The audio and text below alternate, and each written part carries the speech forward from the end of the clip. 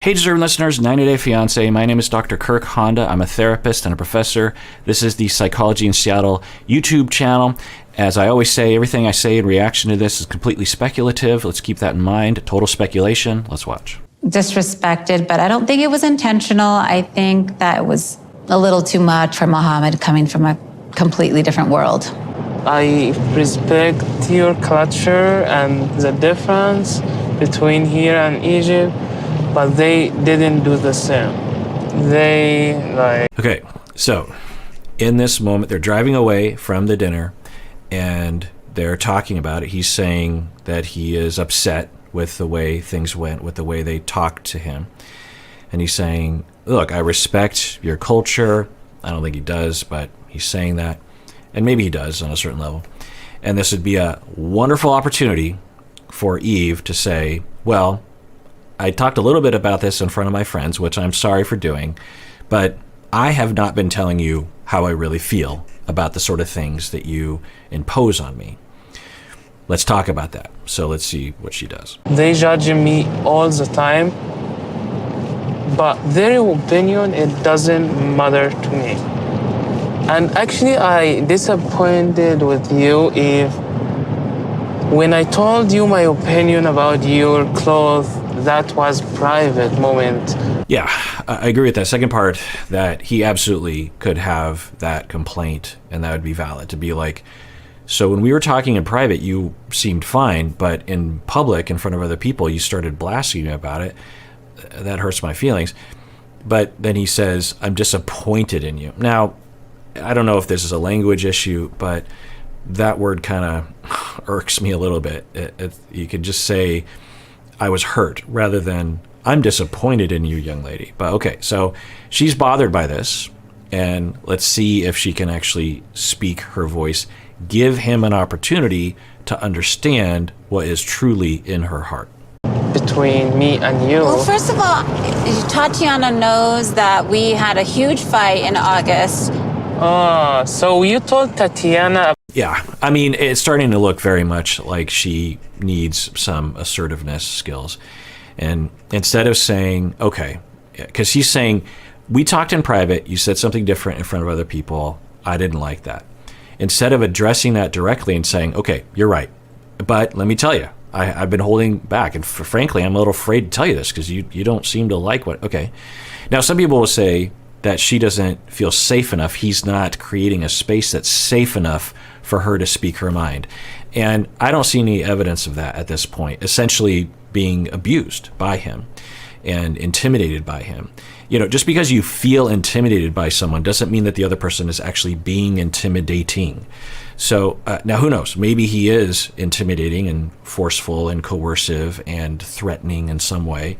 We don't know. We see these little tiny bits of data, so it could be happening. But on camera, we haven't seen any evidence of that, so who knows what that means. But so instead of being assertive, or at least alluding to something along the lines of, yeah, well, to be honest, I'm not super enthused about this thing. I'm willing to give in on some things, but instead of saying anything along those lines, she triangulates again.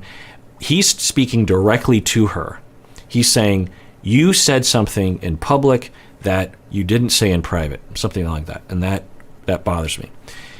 Instead of directly addressing, she triangulates the friend and says, well, you know, my friend knows that we got into a fight, and now they have to deal with this thing, this friend that's not even there, instead of dealing with things directly. So I'm guessing she has a lot of relational traumas about direct communication, and could be sexism as well. Women are often treated poorly when they address things directly. They're seen as bossy and all that kind of ridiculousness. So I don't know what factors are there, but there are common factors as to why people don't, address things head on. But it's kind of a non-starter to a relationship if you do this, because now he should be able to see through the lines, read between the lines of just like, so she said that in public, does that mean that in private she also, and elicit more of that from her, create a inviting space, which is like, so when you said that in public, it hurt my feelings, but is that how you really feel? I want to know how you really feel. He's not doing anything of that sort, so that's his problem. But unless she offers up how she feels, then there's no conversation. About the fight? Because I was upset. I didn't talk to you for 2 or 3 days. That's the longest we never talked before.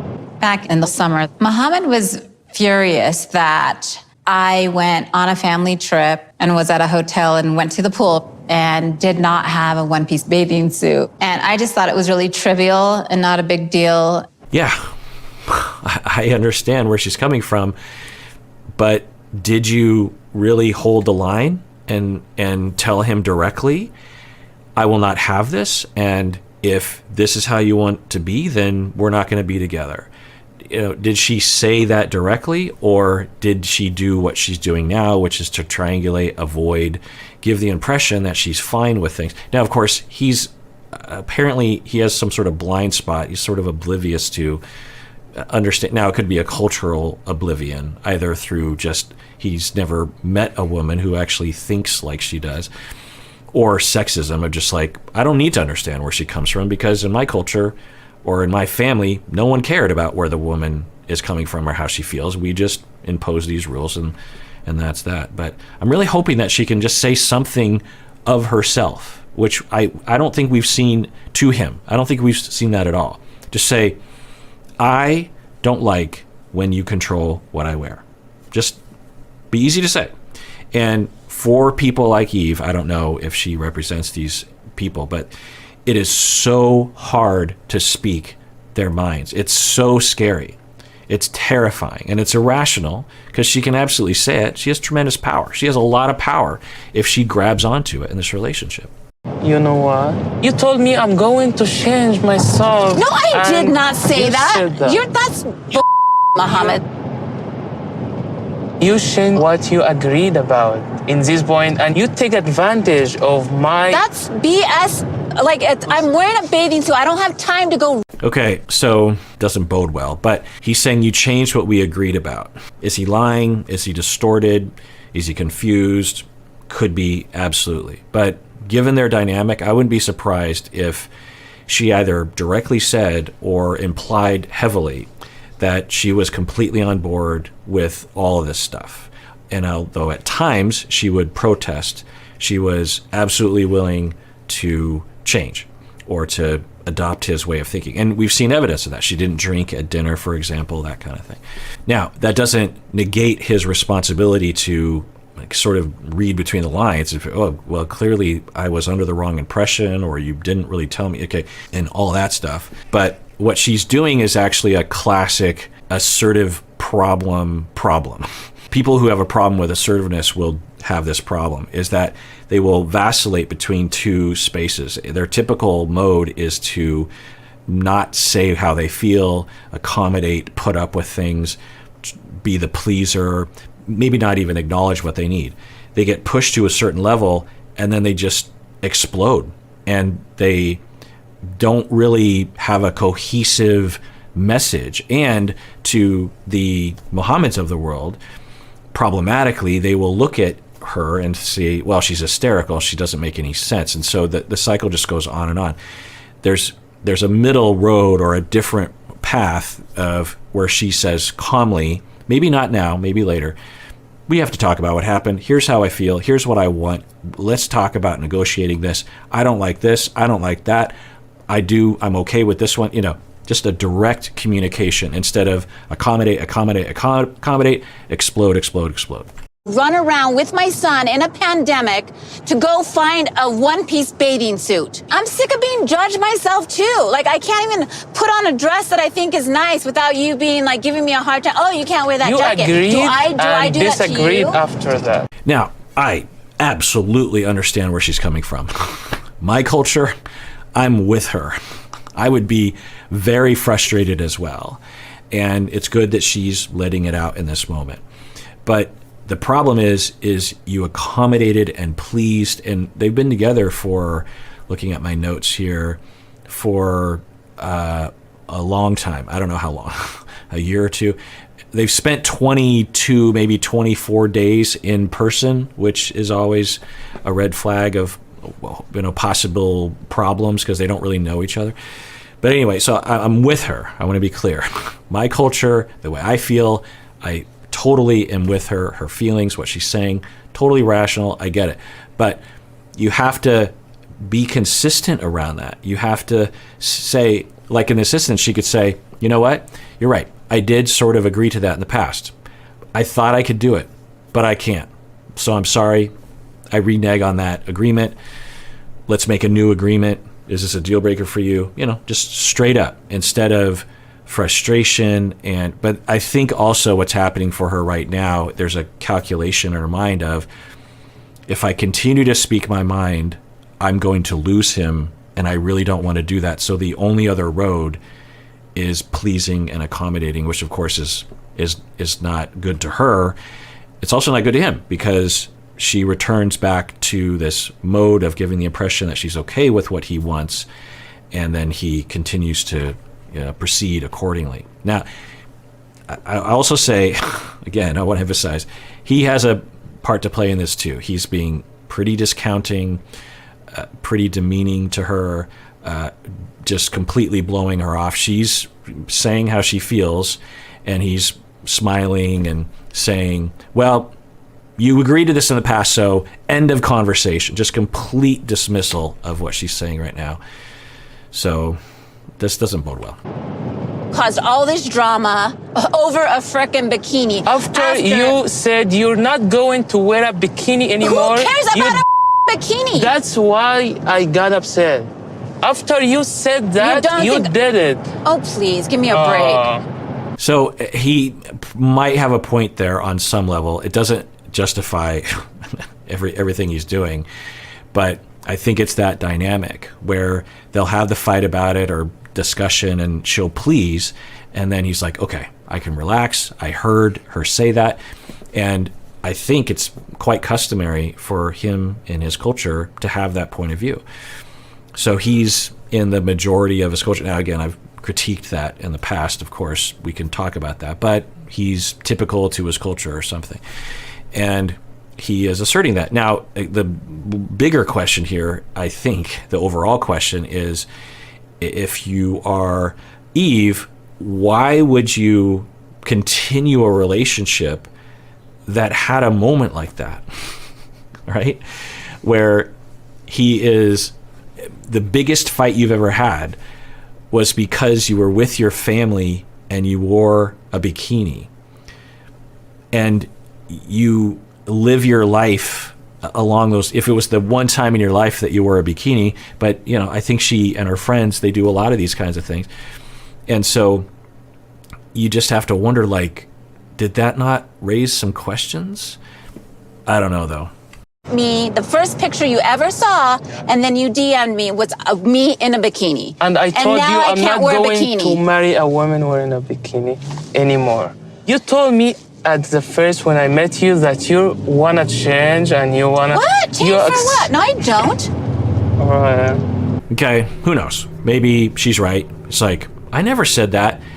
I would take a guess and say that she implied it through not saying anything in response, because we saw an example of that earlier this evening when she, put on a dress and he was commenting on it. And you could see some displeasure in her demeanor, but she absolutely went around it. She's like, okay. He's like, you need to wear a bigger coat. So she went to the coat closet. She's putting on the coat. She's turning around. And she has a face, but she's complying. Instead of saying, no, I'm not going to do this. Now, again, he has a problem because you can just look at her face and go like, oh, I'm kind of pressuring her to do something. Maybe we should talk about this. So, they're both a part of this issue. I don't even know what he's talking about, actually. I chose to stop eating pork. I told him I would only drink on special occasions. And I cleaned out my closet for things that I know he wouldn't approve of. Yeah, so just hear that. I mean, even if you just went with that, you would, if you're Mohamed and you're wishful thinking, or you come from a particular culture that's the norm, you're like, okay, we're on the right track. She's not eating pork. She's gonna drink only at special occasions, which I'm gonna equate to once a year. She cleaned out her closet of the bad clothing. And so, okay, even if you just went that, but I'm I'm going to take a guess and say there was a lot of communication, verbally and otherwise, that communicated from her to him that she was at least mostly, if not entirely, on board with changing everything about her because of his culture and his religion. But she never verbally said, I am completely on board with that, because she doesn't say anything directly. I don't know that, but yeah. So again, if I were her friend, I would say, I don't think this is going to work. Or here's a litmus test. Tell him how you feel. Tell him you're not going to do that. Tell him there's a line. You'll adjust kind of, but you're not going to adjust in these ways, and you don't appreciate being talked down to.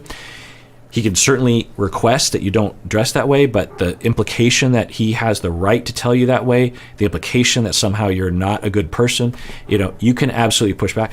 Tell him that and say, deal breaker or not.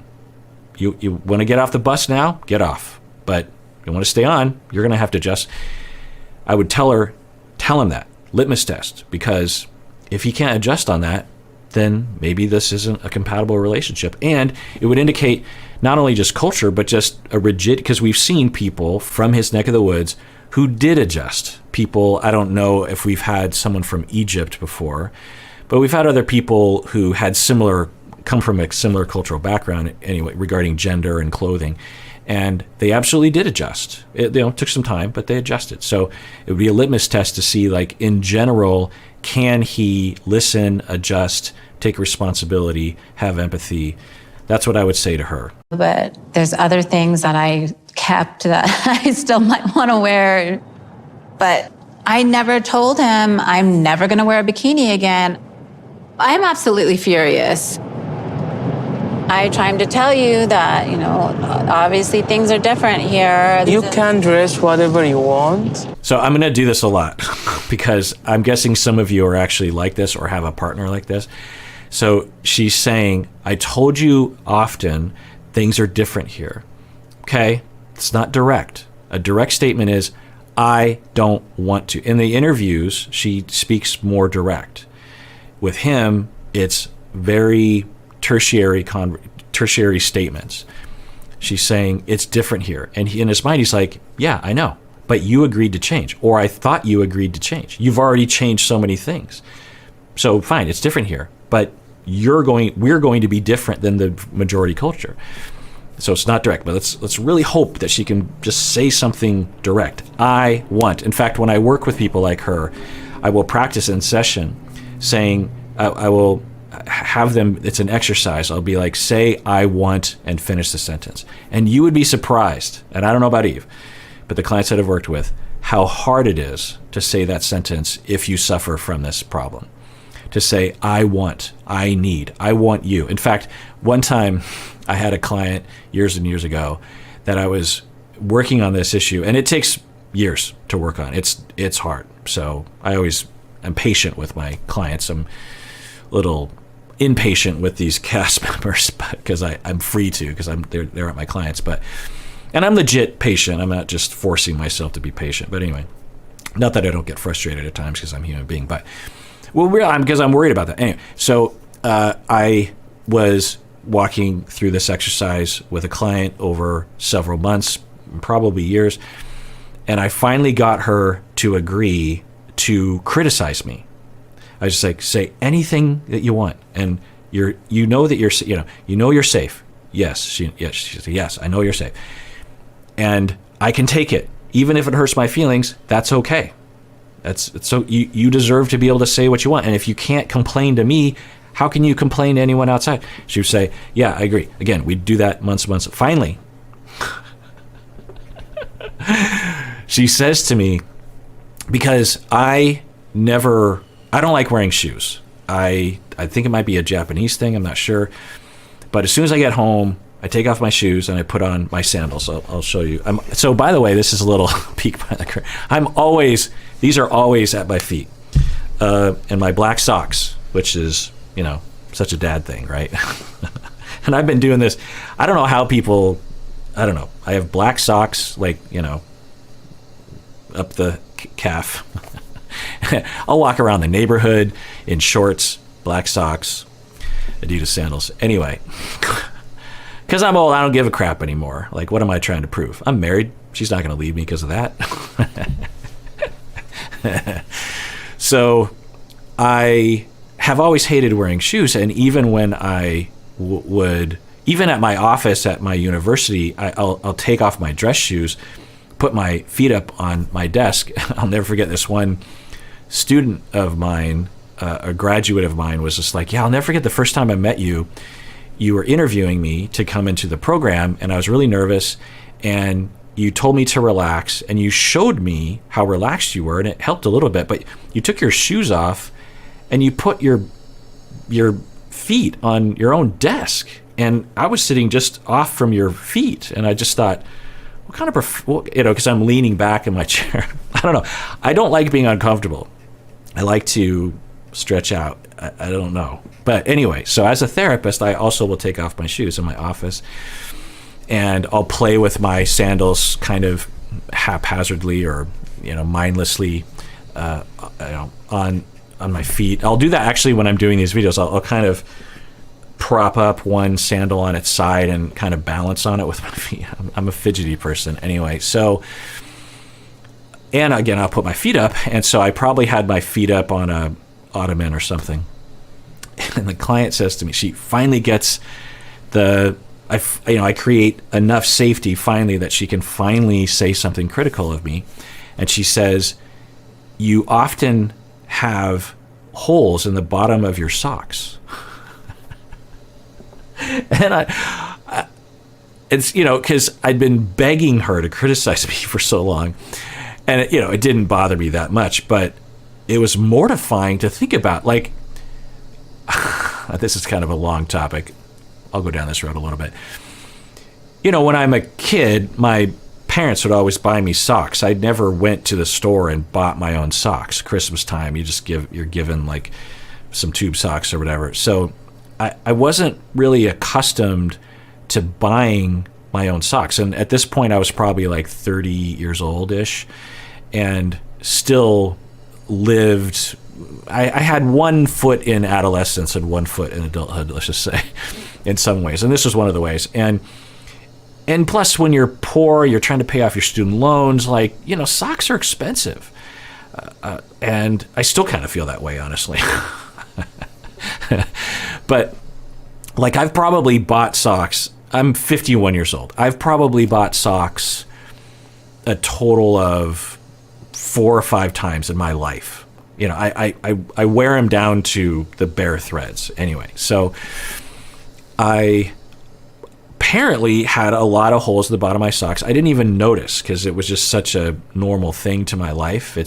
And I like to dress nice and nice enough anyway. I keep my office nice enough. And just to think that with so many clients, I was putting the bottoms of my feet at them, and I have this hole in the bottom. It's not unsanitary, it's not disgusting, but it's embarrassing. And so I'll just never forget that. I'll just never forget, like, I was just begging her to criticize me, and that she says something, and it's one of the most innocuous. She could say that I didn't know what I was doing as a therapist. She could say that I don't listen to her sometimes, or I can be overly harsh. All those things would probably be valid given our rich, elaborate relationship over time as, therapist client. She didn't say that, and those things would have stung. But the thing, it's like you have holes in the bottom. Anyway, so that's how long it can take to help people to be assertive. It can take a long, long time because of the amount of traumas that they went through. The traumas that she went through was in her family. She had an abusive, alcoholic father that she was elected in the family. There were a number of kids, and she was elected in the family to please him and sort of be the buffer between him and his abuse and the rest of the family. And so she learned over time to suppress her needs, suppress her wants, please, please, please this person, not only so that she wouldn't experience abuse, which she did sometimes, but that everyone else depended on her to suppress her feelings for their sake. Drink wine or whatever, but don't get married. Are you going to choose a bikini over me? Now, you see the gears turning in her head, and I really hope that she thinks. Now, maybe in the end she'll be like, well, I don't want to give up my outfits and my bikinis, but I love him and I want to be with him. Okay. I don't think that's true though. So I hope that she can really get to the core and feel empowered enough to say, I don't know about this, Now for him, maybe this is a deal breaker. It sounds like it is. Then maybe they're not going to work out. Or is he just saying this when he is flexible and he's just trying to get his way? I don't know. But the only way to find out is if she actually tells him how she feels, which I'm still not clear, because in this moment she's saying she doesn't. If you just saw this conversation, you'd be like, she's clearly not on board with changing her dress and all that kind of stuff. She doesn't want to do any of this stuff. But I think 99% of the time, outside of these moments, she's okay. She's giving the message that she's okay with it, that she's willing to do it. So I don't know what she actually feels. And maybe, so another possibility is that when she's around him, she adopts his way of thinking and never even checks in with herself. When she's around her friends, since they're very vocal and know that she's passive, they speak for her, and then she starts going, oh, maybe I'm like my friends. Yeah, that seems like a good possibility. Instead of knowing who she is and what she wants, which I'm guessing comes from her early childhood issues, which I don't even know if they exist. If she wanted to follow her friends in how they are dressed, I will not be a part of that. Because if she does, I will fly to Egypt before the 90 days end. Okay. Now, I don't agree with that. Doesn't make any sense to me, but that he's entitled to that preference. That's what he's made it clear to her.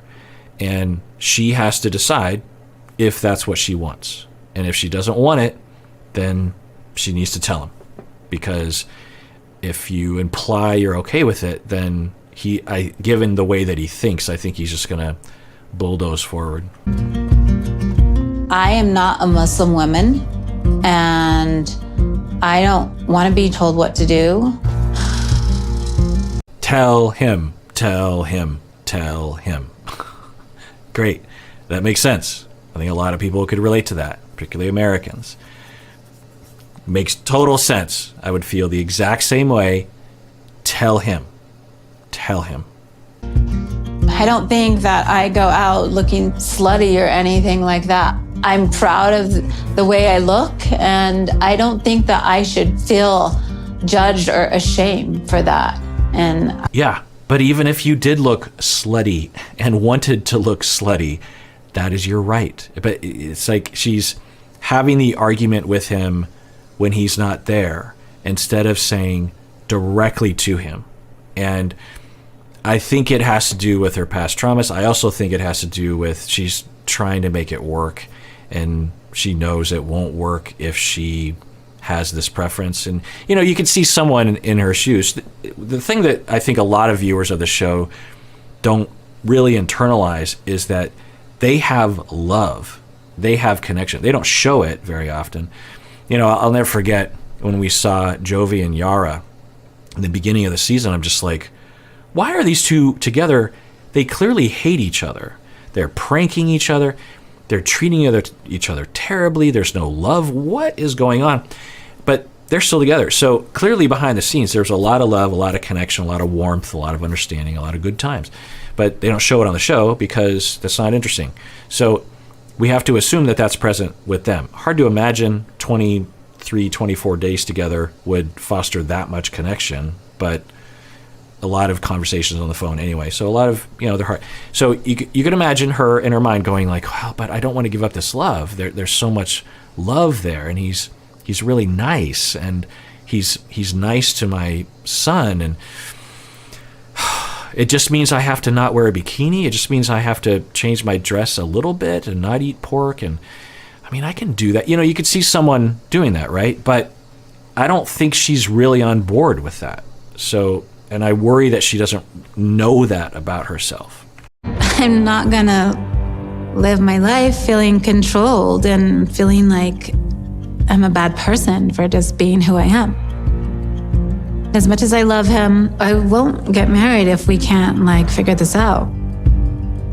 Okay, that gives me some hope. Although I was having a similar thought about Bilal and Shaida. she in the interviews will have a voice, but with Bilal doesn't. And I think it's similar with Yve. She in the interviews speaks her voice, but with him, I don't know if she does. So I worry about this. I worry that she can't tell him, doesn't feel entitled to tell him, is intimidated. So I don't know, something's going on here, but it's pretty concerning.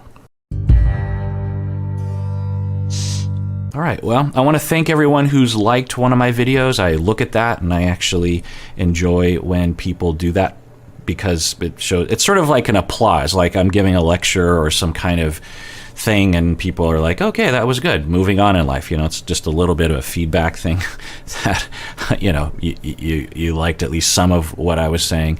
And of course, if you don't want to hit the like, that's obviously okay. Also, if you want to join the conversation below, always be civil and nice to each other. Let's lead by example and give each other the benefit of the doubt. You can join the conversation in the comments below, on Discord, on the subreddit, the Facebook fan page, the official Facebook page. I'm thinking I'm missing something else. But anyway, TikTok, all those different places, Instagram. And everyone out there, please take care of yourself, because you deserve it. You really, really do.